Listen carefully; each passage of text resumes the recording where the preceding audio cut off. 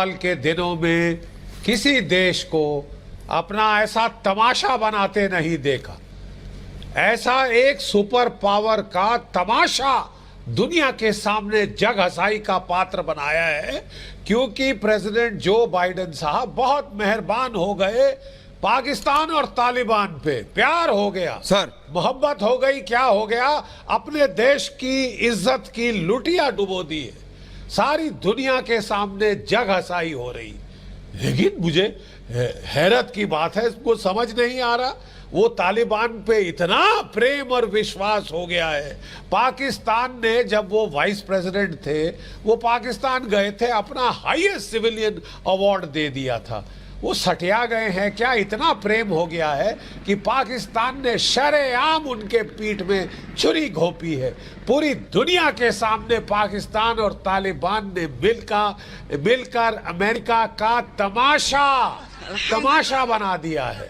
और ये है कि साहब ऐसे ताबड़तोड़ छोड़ के भाग रहे हैं। अब बेचारे आंखें लाल करके वो बोल रहे थे, पहले तो उन्होंने कहा कि हम विड्रॉल चालू रखेंगे जब तक हम आखिरी अपने अफगान सहयोगी को बाहर ना लिखाएं।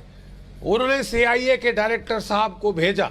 CIA का डायरेक्टर ऐसा शख्स होता था जिससे दुनिया थर थर कांपती थी।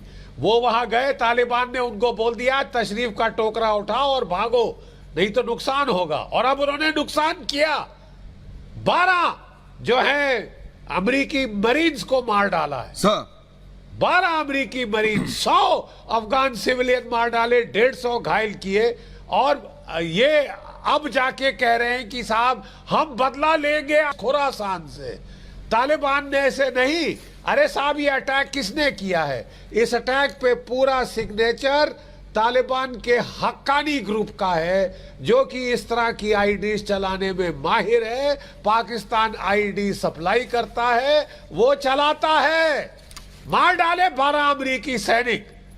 और आप कह रहे हैं कि साहब तालिबान तो हमारे यार दोस्त हैं, पाकिस्तान से बड़ा एलाई कोई नहीं, वो हमको चीन से लड़ने में मदद करेगा, रूस से लड़ने में मदद करेगा। साहब देखिए, आज असलियत कहनी पड़ेगी।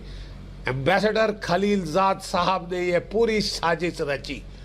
उन्होंने सोचा कि हम अपने सारे दुनिया को दुखी करके जाएंगे।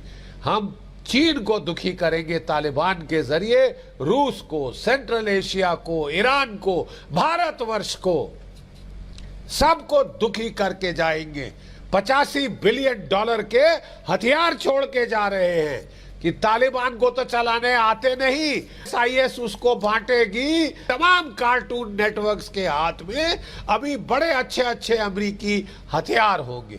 ठीक है साहब, यहाँ पे लोग बजट काट रहे हैं, यहाँ पे कटौती कर रहे हैं। लोगों को डिफेंस पे ही खर्चा करने में सबसे बड़ी मुसीबत होती है हमारी जो प्रजातंत्र है जी। और यहाँ देखिए साहब, $85 अरब हमारा डिफेंस बजट है, $71.1 बिलियन पर सालाना। ये 85 अरब का तो तोहफा देके गए हैं। ने ऐसा तमाशा बना दिया है बाइडेन साहब ने।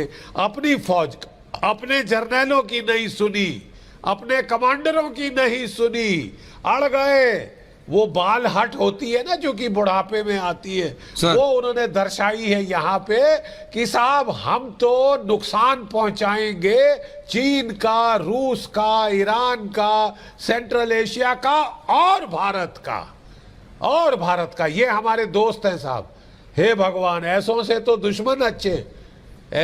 दुश्मन अच्छे हैं। लेकिन ज्यादा घबराने की जरूरत नहीं। तालिबान से बड़ा लूनेटिक्स कोई नहीं है। ना उनको टैंक चलाने आते हैं, ना हेलीकॉप्टर, ना कोई खास बड़े हथियार। सब पाकिस्तान की फौज उचक के उनसे लेगी और हमारे खिलाफ इस्तेमाल करने की कोशिश करेगी।